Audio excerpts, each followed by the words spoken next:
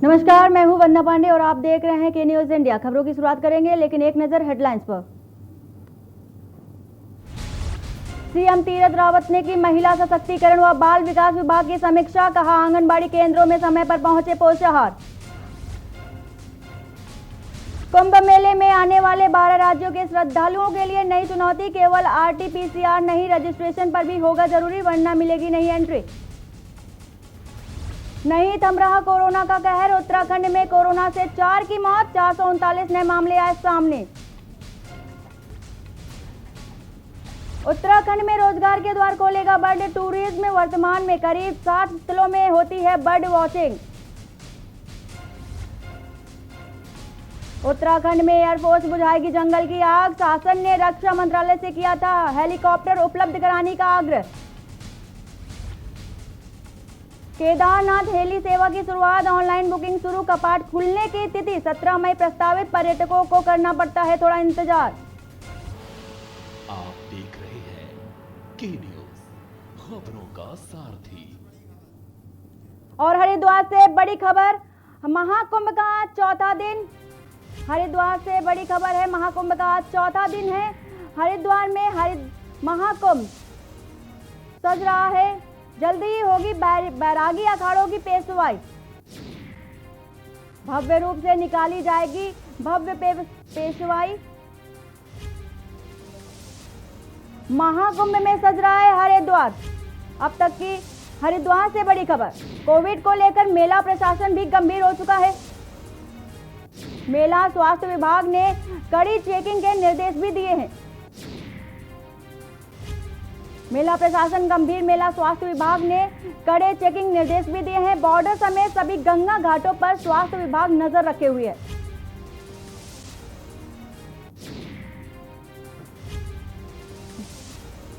जल्दी होगी बैरागी अखाड़ों की पेशवाई।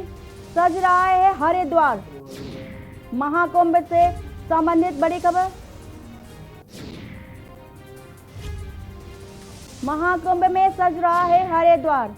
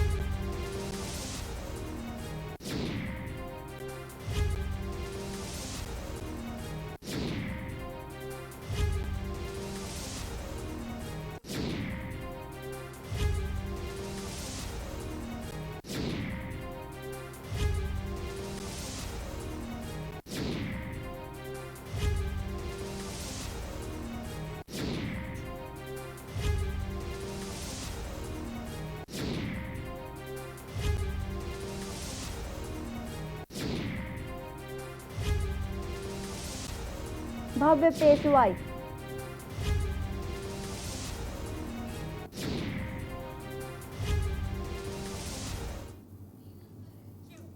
सल्ट विधानसभा में उपचुनाव की रफ्तार काफी तेज चल रही है, जिसके चलते कांग्रेस व भाजपा के दोनों प्रत्याशी मैदान में आमने सामने डटे हुए हैं। जहां एक तरफ सल्ट विधानसभा से कांग्रेस के प्रत्याशी श्रीमती गंगा पंचोली मैदान में है, वहीं भाजपा से प्रत्याशी महेश जीना सामने खड़े हैं।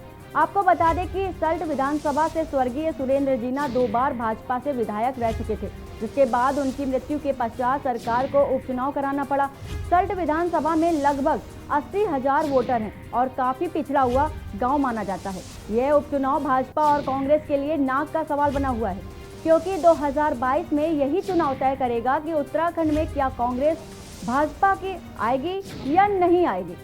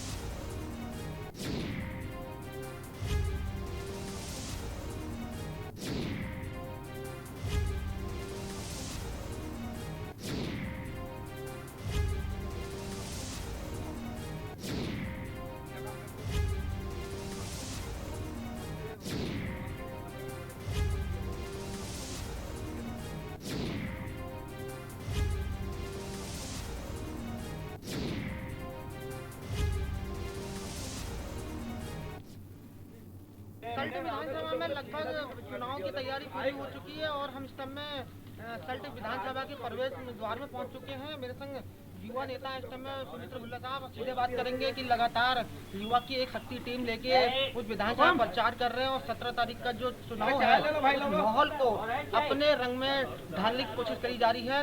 कांग्रेस के तमाम लोग लगे पड़े हैं इसमें जी जान से, क्योंकि 2022 का चुनाव नजदीक है। अगर ये चुनाव जीतते हैं तो कैसा लगता है कि 2022 का चुनाव और इस चुनाव में कितना अंतर लगेगा?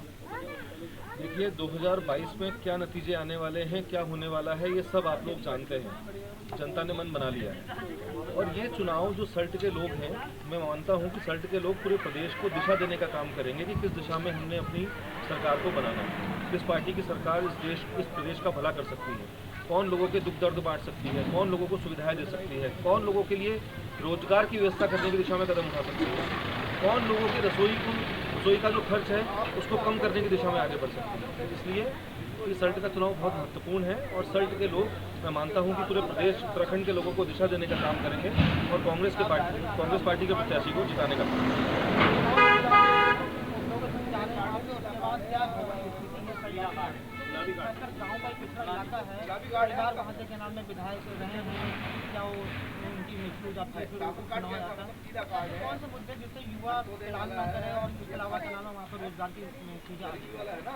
देखिए आप इस समय मुद्दे तो बहुत सारे हैं। सबसे बड़ा मुद्दा तो है भारतीय जनता पार्टी की सरकार का 4 सालों का जो कुशासन है, जो उन्होंने लोगों को झूठ बोला है, जो लोगों को भ्रम में रखा है, जो कोरोना जैसे मुश्किल समय में लोगों को सहायता करने की जगह लोगों की जेब काटने का काम जो सरकार ने किया है, ऐसे तमाम मुद्दे हैं। मुद्दों की बात की जाए तो आज की महंगाई चरम पर है।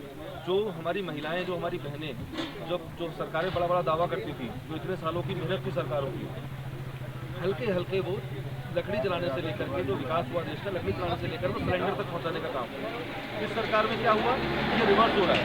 जो परिवार, जो महिलाएं स्वच्छ ईंधन उपयोग कर रही थी, जो रसोई में गैस इस्तेमाल कर रही थी, वो हल्के हल्के ऐसी परिस्थितियां बन गई हैं, इतनी महंगाई बढ़ गई है। और ये चुनाव हमारे प्रदेश की दिशा तय करने वाला चुनाव है और मुझे लगता है कि हमारे प्रदेश की समझदार जनता, सल्ट की समझदार जनता प्रदेश को सही दिशा में ले जाने का काम करेगी।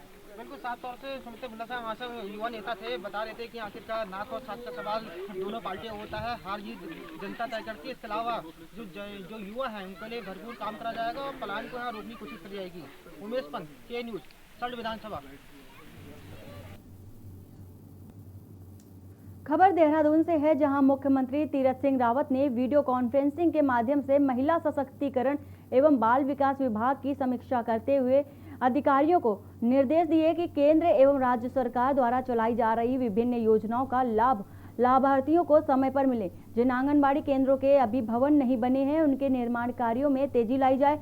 यह सुनिश्चित किया जाए कि आंगनबाड़ी केंद्रों में पेयजल एवं विद्युत की सुचारू आपूर्ति हो। जिन आंगनबाड़ी केंद्रों में पेयजल की समस्या है, उनमें जल मिशन योजना के तहत पेयजल की व्यवस्था की जाए। महिलाओं एवं बच्चों को जो अतिरिक्त पोषाहार दिया जा रहा है, यह सुनिश्चित किया जाए कि पोषाहार असमय पहुंचा जाए। योजनाओं का जनता को समय का लाभ मिल सके, इसके लिए आंगनबाड़ी की तरफ ध्यान दिया जाए।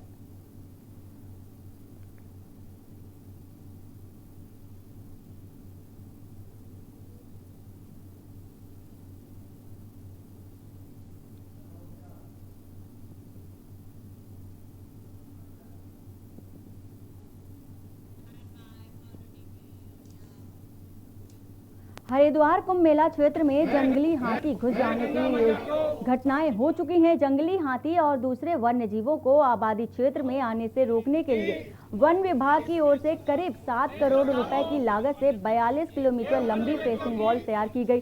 शनिवार को वन मंत्री हरक सिंह रावत ने हरिद्वार पहुंचकर फेंसिंग वॉल का लोकार्पण किया और बड़ी संख्या में मौजूद वन अधिकारियों और कर्मचारियों को कुंभ मेले में पूरी निष्ठा से ड्यूटी करने की शपथ भी दिलाई। दक्षद्वीप पर बने गंगा वाटिका में हुए लोकार्पण कार्यक्रम का दौरान वन मंत्री हरक सिंह रावत ने कहा कि जंगली जानवरों को मेला क्षेत्र में आने से रोकना एक बड़ी चुनौती बनी हुई है।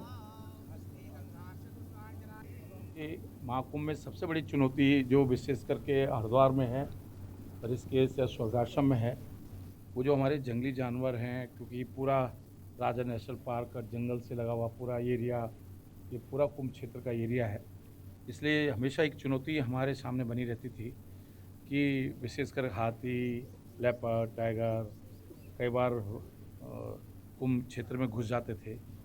इसलिए हमने 42 किलोमीटर हाथीरोधक दीवार और सोलर फेंसिंग इस बार कुंभ क्षेत्र में जंगली जानवरों का प्रवेश न हो, इससे जानवर भी सुरक्षित रहेंगे और कुंभ पूरे देश और दुनिया से जो कुंभ क्षेत्र में यात्री आएंगे हरिद्वार, वो भी सुरक्षित रहेंगे।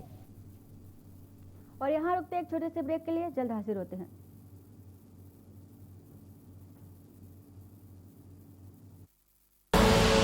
आप देख रहे हैं के न्यूज, खबरों का सारथी।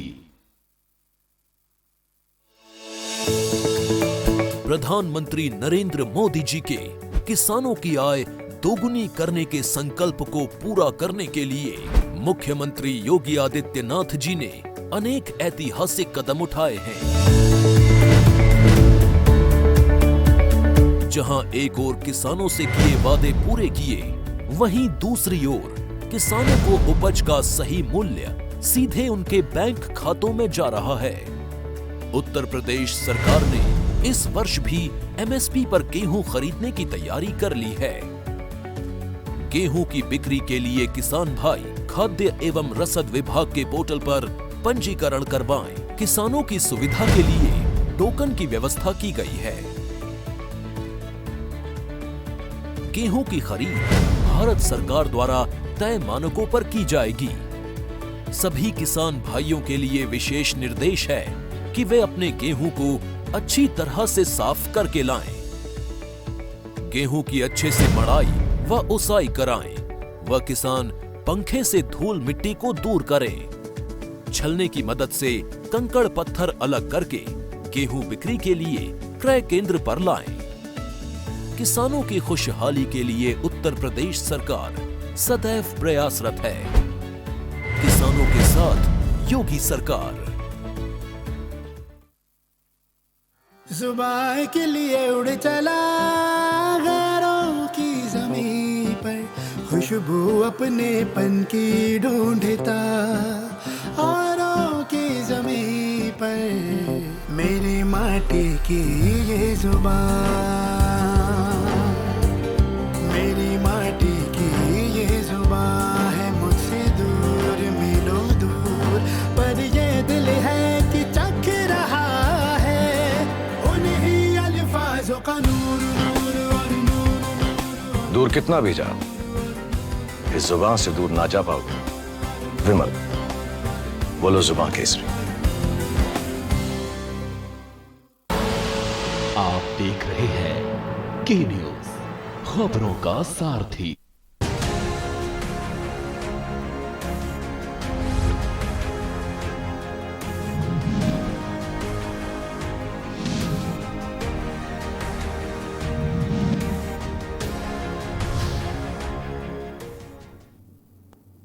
ब्रेक के बाद आपका स्वागत है। हाईकोर्ट बार एसोसिएशन के चुनाव आगामी 9 अप्रैल को होंगे। चुनाव संचालन समिति की मुख्य निर्वाचन अधिकारी रविंद्र बिष्ट, उप निर्वाचन अधिकारी भास्कर जोशी, सहायक निर्वाचन अधिकारी भूपेंद्र सिंह व सहायक निर्वाचन अधिकारी पंकज कपिल ने अधिसूचना जारी कर बताया कि 9 अप्रैल को मतदान के बाद देर शाम मतदान होंगे।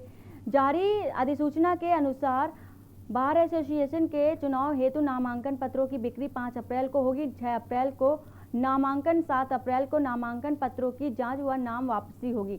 8 अप्रैल को अध्यक्ष व सचिव पद के प्रत्याशी अधिवक्ताओं की आम सभा को संबोधित करेंगे, जबकि 9 अप्रैल को मतदान के बाद शाम को मतगणना होगी।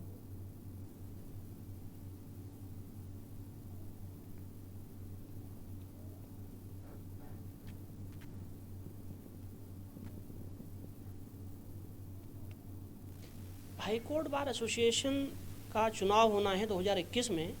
इसके लिए अध्यक्ष और सचिव पद को सम्मिलित करते हुए 20 पदों के चुनाव के लिए कार्यक्रम घोषित कर दिया गया है, जिसके लिए 5 अप्रैल को नामांकन पत्रों की बिक्री होगी, 6 अप्रैल को नामांकन होंगे, 7 अप्रैल को नामांकन पत्रों की जांच होगी और नाम वापसी होगी। 8 तारीख को अध्यक्ष व सचिव पदों का जनरल गैदरिंग होगा और 9 तारीख को प्रातः 9 बजे से 4 बजे तक मतदान होगा और उसके बाद मतगणना होगी और तदोपरांत चुनाव का जो रिजल्ट है उसको घोषित कर दिया जाएगा। सल्ट विधानसभा उपचुनाव में भाजपा जोरों शोरों से तैयारियों में लगी हुई है, जहां भाजपा के दिग्गज क्षेत्र में डटे हुए तो कैबिनेट मंत्री डॉक्टर धन सिंह रावत गांव-गांव जाकर भाजपा प्रत्याशी महेश जीना के पक्ष में वोट कराने की अपील करते हुए भाजपा के 4 साल के कार्यों को गिनाया है।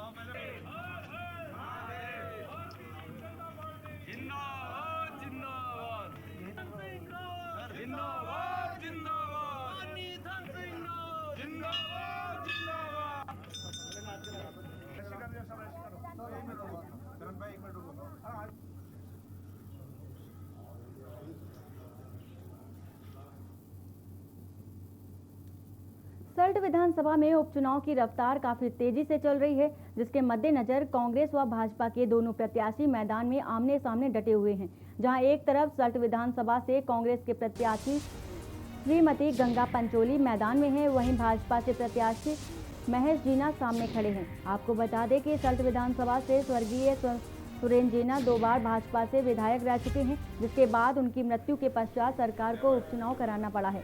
सल्ट विधानसभा में लगभग 80,000 वोटर हैं और काफ़ी पिछड़ा हुआ गांव माना जाता है। यह उपचुनाव भाजपा और कांग्रेस के लिए नाक का सवाल बना हुआ है, क्योंकि 2022 में यही चुनाव तय करेगा कि उत्तराखंड में कांग्रेस की सरकार चलेगी या भाजपा की। इसी खबर को लेकर के न्यूज़ संवाददाता ने राजेश अनवाड़ी प्रदेश प्रभारी कांग्रेस से खास बातचीत की है।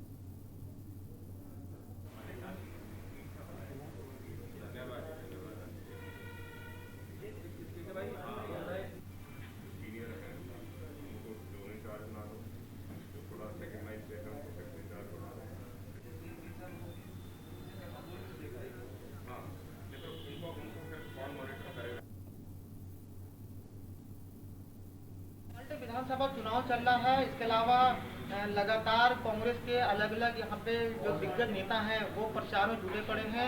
कांग्रेस की तमाम युवा शक्ति जो टीम है वो काम कर रही है। मेरे साथ इस समय राजेश जी हैं, प्रभारी हैं कांग्रेस के। किस तरीके से सल्ट विधानसभा का उपचुनाव देखते हैं आप, और आखिरकार ये चुनाव जो दोबारा हो रहा है तो जो प्रत्याशी मैदान में है और खासकर पहाड़ की भौगोलिक स्थिति है उस वजह से कैसे देखते हैं? देखिए, सल्ट विधानसभा क्षेत्र की जहाँ तक बात है, एक तो इसमें 2 मुख्य मुद्दे हैं। एक तो भारतीय जनता पार्टी का 4 साल का कुशासन हम सबके सामने है, और ये डबल इंजन की सरकार ने लोगों की मुसीबतें बढ़ाई है। महंगाई बढ़ी है, बेरोजगारी बढ़ी है, पहाड़ों से पलायन नहीं रुका बल्कि बढ़ा है पहले से, और आज जंगली जानवरों से लोग परेशान है। उसके सरकार की तरफ से कोई योजना नहीं बनी, अस्पतालों में डॉक्टर नहीं है, स्कूलों में शिक्षक नहीं है। उनके साथ बैठक करेंगे और आगे की रणनीति तय करेंगे। बिल्कुल साफ तौर से पूरी रणनीति के संग काम करा जा रहा है, और अब दिन रहेगा 17 तारीख का, वो दिन का इंतजार जब कांग्रेस अपने तमाम लोगों को लेकर बूथों पे उन जनता को लेकर जाएगी और जनता अपने मत का प्रयोग करेंगे। उमेश पंत, के न्यूज़, सल्ट विधानसभा। आज उत्तराखंड क्रांति दल ने अपने केंद्र कार्यालय में सल्ट विधानसभा उपचुनाव के अपने दल के नए प्रत्याशी का नामांकन किया, जिसकी जानकारी देते हुए यूकेडी के संरक्षक त्रिवेंद्र सिंह पंवार ने बताया कि दल ने सल्ट विधानसभा में अपने प्रत्याशी मोहन उपाध्याय को चुना था और मोहन उपाध्याय ने अपना आवेदन ऑनलाइन के माध्यम से उत्तराखंड चुनाव को भेज दिया था, लेकिन आयोग ने उनके आवेदन पर कोई कार्रवाई नहीं की और चुनाव आयोग द्वारा उनका आवेदन पर कोई ध्यान नहीं देने के कारण विधानसभा चुनाव में से नामांकन रद्द हो चुका है। अब उत्तराखंड क्रांति दल ने पान सिंह रावत को अपना प्रत्याशी घोषित करते हुए उनका समर्थन किया है।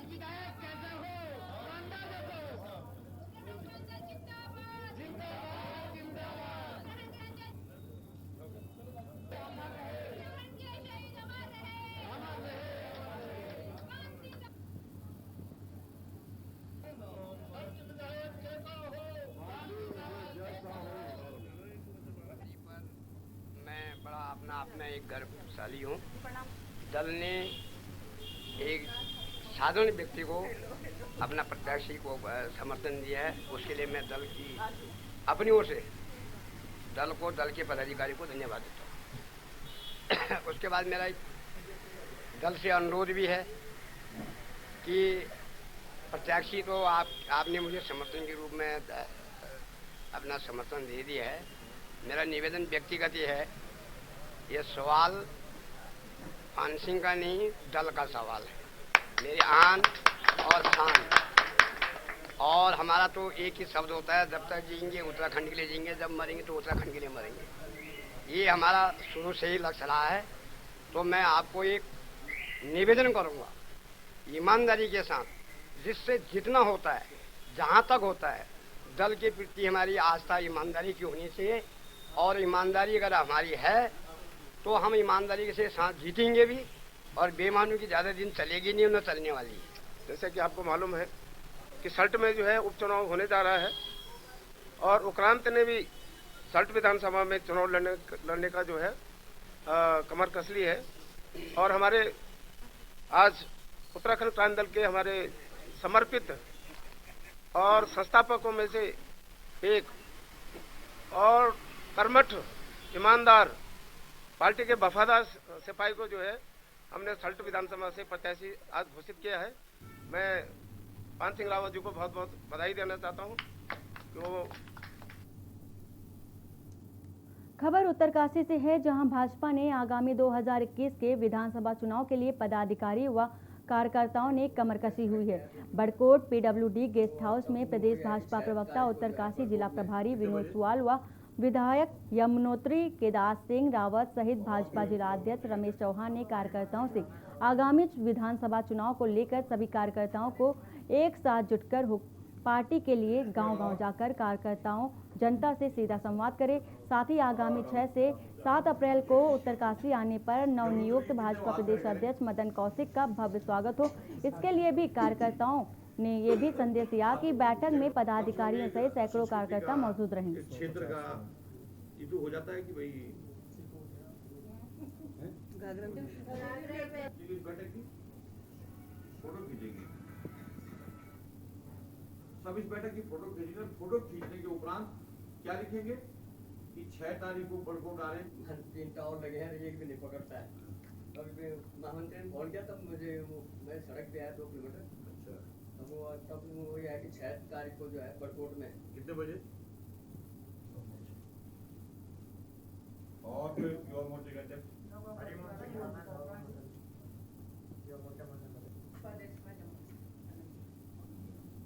कोई और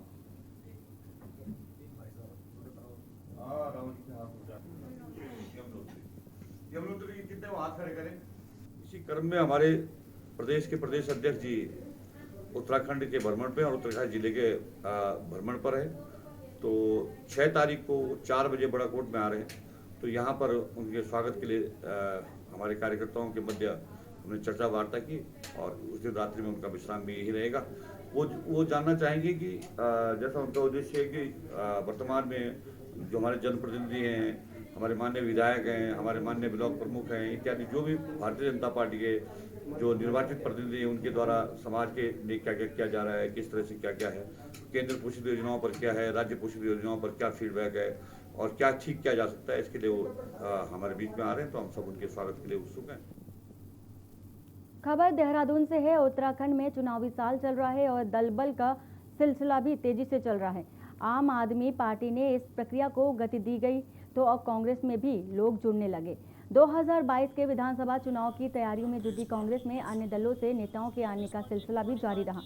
यूकेडी के कई पदाधिकारियों और कार्यकर्ताओं ने कांग्रेस का दामन थाम लिया है। वहीं कांग्रेस प्रदेश अध्यक्ष उपाध्यक्ष सूर्यकांत धस्माना ने सभी लोगों का पार्टी में स्वागत करते हुए कहा कि कांग्रेस का संगठन लगातार विस्तार कर रहा है। आगामी 2022 के विधानसभा चुनाव में कांग्रेस जरूर सत्ता में वापस आएगी। आज प्रदेश मुख्यालय में कांग्रेस पार्टी पुरानी पार्टी और मैं राहुल गांधी जी की जो विचार। आज प्रदेश मुख्यालय में कांग्रेस पार्टी पुरानी पार्टी और मैं राहुल गांधी जी की जो विचार। आज प्रदेश मुख्यालय में कांग्रेस पार्टी पुरानी पार्टी और मैं राहुल गांधी जी की जो विचार। आज प्रदेश मुख्यालय मुख्यालय में कांग्रेस पार्टी में कांग्रेस पार्टी एक पुरानी पार्टी है और मैं उनमें राहुल गांधी जी की जो विचारधारा है, प्रियंका गांधी की विचारधारा है, सोनिया गांधी की विचारधारा को प्रेरित होकर मैं कांग्रेस पार्टी में आया। अब आगे क्या टारगेट रहेगा? टारगेट है हरिद्वार में और अपने प्रदेश में कांग्रेस सरकार की इच्छा लिए हुए हम अपना सपना लेकर के कांग्रेस पार्टी में घुसे। आज प्रदेश मुख्यालय में कांग्रेस पार्टी में सम्मिलित हुए। उत्तराखंड क्रांति दल का दामन छोड़ करके प्रदेश की सबसे मजबूत जो विपक्षी पार्टी है कांग्रेस, उसमें शामिल होने का निर्णय इन्होंने लिया। प्रदेश अध्यक्ष प्रीतम सिंह जी के नेतृत्व में आस्था व्यक्त करते हुए, राहुल गांधी जी के, सोनिया जी के मार्गदर्शन को स्वीकार करते हुए, उनकी नीतियों को स्वीकार करते हुए आज ये कांग्रेस पार्टी में शामिल हुए हैं।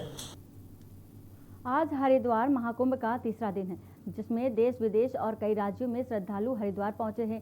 महाकुंभ के तीसरे दिन हरिद्वार के बीजेपी विधायक और रविदास आचार्य सुरेश राठौर ने गंगा शोभा यात्रा निकाली।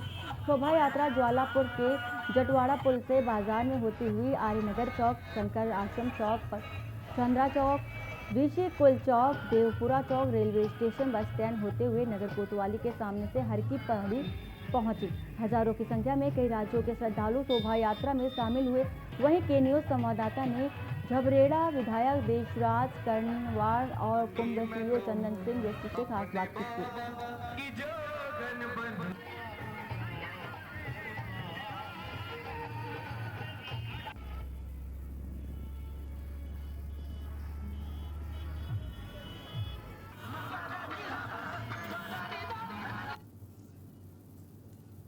खबरों में फिलहाल इतना ही। आगे की खबरों के लिए बने रहिए आप के न्यूज इंडिया के साथ। नमस्कार।